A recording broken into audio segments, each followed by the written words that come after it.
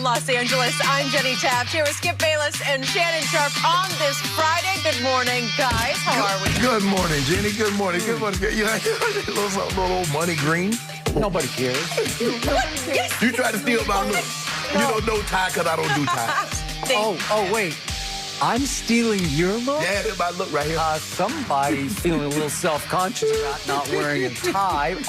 No, Jenny, it's the weekend. I got time now. I can rewatch the Super Bowl. I can sip some of all my new dew that I've been winning. What do? Shannon, those Why you watching the game? You already know who won, man. Really? Rewatch. I'm going to savor it a second time. Again, savor it. Okay, interesting. A busy weekend ahead for Skip. We actually do have to talk about that game again to start the show because much has been made about the heated exchange between Tom Brady and Tyrann Mathieu during the Super Bowl. And in a since-deleted tweet, Mathieu wrote, quote, "He called me something I won't repeat," and then Brady reportedly texted him to apologize.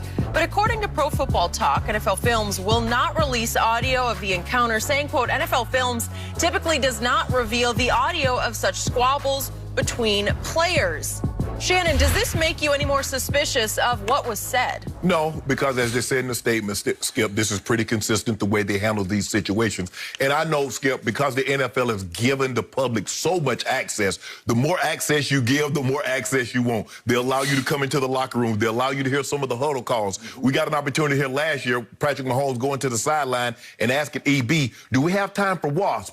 EB relays that to Andy. He wants the WASP. You want to dial it up? So the Philly special. Right. So nothing controversial about that, though. I think the thing is that just the more access you give people, the more access they want. And so I think there are certain things, Skip, you've been around this game, covered this game long enough. You know there's a lot of times things get said on the field in the heat of battle. And as long as they don't cross the line, Skip, I was very fortunate to play in an era. I played against Reggie. And the one thing you knew, Reggie was very devout in his faith. You couldn't curse him. And I tried to make it a habit not to curse around him. I tried to make sure I was not in earshots of him. Because he would say something? Yeah. Would he reprimand? Probably, but I just made sure I didn't do it. Another guy was Aeneas Williams. I knew how he was. Darryl Green, I knew how they were, Skip, so I tried to make sure I give them that respect. How you are, I'm going to respect you for that, bro. So I tried to make sure I didn't do anything like that. But everybody else, you going to get an earful. So there might have been some SOBs, some mofos, Skip.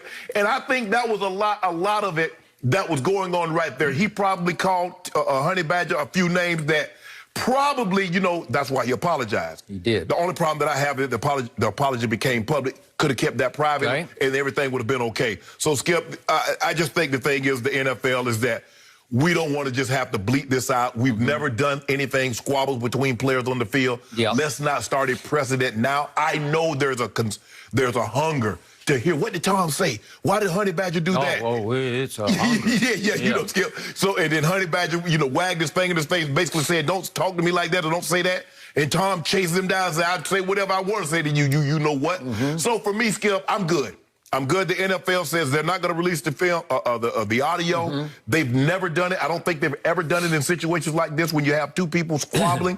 So I'm good with it, Skip, even though I know there's a desire, a craving to hear what was actually said to make Honey Badger react the way he did, and then make Tom turn around and chase Honey Badger to get another word in. Okay. I hear everything you just said, like the perspective you provided. But I'm going to be honest about this. When I first read last night, NFL Films will not release the audio of this conflict, this verbal conflict. Yes, my antenna went up a little higher, my radar. My initial instinct was to be, a little more suspicious of what was said back and forth, especially from Tom Brady to Tyrann Mathieu. And, of course, I immediately flashed back to Ty Mathieu's tweet that was soon after the game that he posted. And let me get that out in front of me here. The first line is the money line here. "He called me something I won't repeat." And then he goes on to say, "But yeah, I'll let the media throw me under the bus," as if I did something or said something to him. Ty expressed nothing but respect for Brady, but as he had said in his post-game interview, That's not the Tom Brady I knew. I've right? never heard him speak like that. Never heard him talk like that. Right.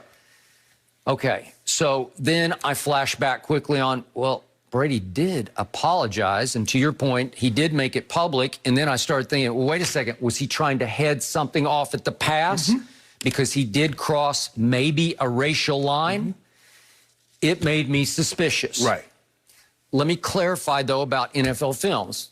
I've known a lot of people who work for and at NFL Films, and obviously they're not the watchdog arm of the National Football League. They're an entertainment arm, and they're there to promote the game, not to undercut the game or to put it in some glaring spotlight. They are not the language police, because if they were, as you well know, oh, Lord have mercy, what they could release, right? Because, Skip, you try to, like, when you mic'd up, you try to be conscious of not to speak in every day, because everybody basically is like, beep, beep, beep, beep, beep. You can't get anything accomplished. So you do try to clean it up somewhat. You do.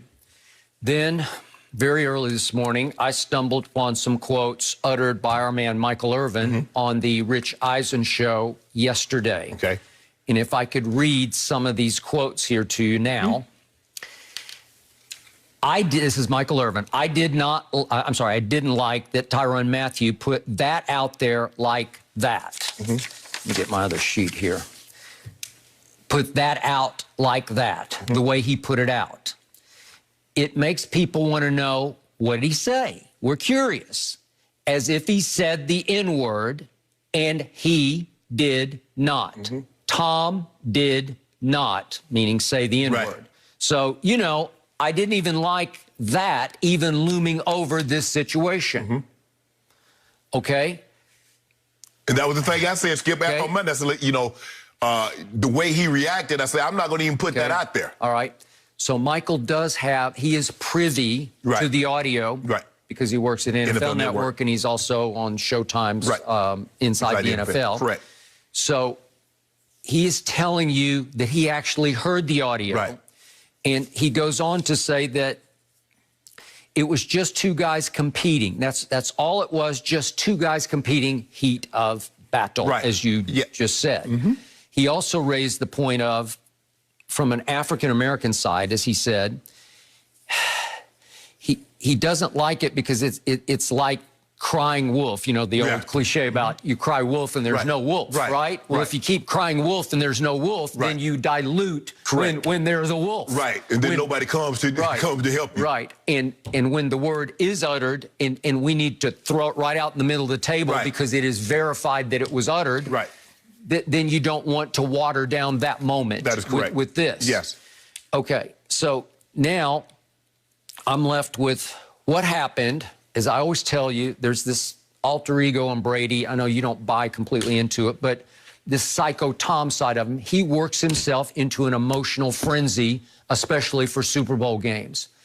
It's a focused frenzy that's always kind of on the edge of going out of control, but never completely over the edge. And yet, if you get in the crossfire of it, if you antagonize him, he will fire back. He'll trash talk with anybody, and it's a quick exchange, it's a burst, and it's very emotional, and it's very uncharacteristic of the Brady most people know off the field. That sort of nerdy, goofy, corny, golly gee, aw shucks, Tom Brady. It's in there. And somehow that button got pushed by Ty, with Ty. And the irony of this is, I still believe off the field, Tom Brady's basically a nice guy because that's all I've ever heard. And I definitely think off the field, Tyrann Mathieu is he's a good man with a big, good heart. So what transpired? What was the flashpoint? I don't know. Was it a personal insult? If again, I'm going to take Michael Irvin to the bank on this, no N-word. Nothing racial. No slur. So what was it that offended Ty so deeply? It's just some personal insult of you're a effing what? You know, I think the thing, Skip, probably what caught Tyrann off guard so much, it was not maybe what was said, is that who said it. I mean, there's an expectation that you look at Tom. Oh man, Tom Brady. Look at how mild-mannered he is. The family man. He always dressed to the nine. He really never says anything out of order. He talking like that, and so I think, Skip, and sometimes you're like, You could say something to someone and the dude be like, hey, bro, don't talk to me like that. Yep. Okay, let that go. Okay. I mean, you know what I'm saying? And so I think that's what it was, Skip. And just because the NFL, and it's just human nature. It's just like anything, Skip. If, like now with the video, police video, if they don't release it, we automatically assume that something's on is bad. So because why won't you release it? Why won't you just let us see what's on the tape? I agree. And therefore, you know, we could put our minds at ease. I guess everybody said, well, if there's nothing on there, he didn't say anything racial, just release it. We've heard SOB, we've heard MOFO and GDR, we've heard all that before. So what's different now? Okay. And so I think that's where it's coming from, Skip. Like I said, the public consumption, the more you give them, the more they want. And Skip, to go back to Reggie White, Skip, they was telling a story about he was playing in Washington, and he made a tackle, and one of the coaches had cursed him.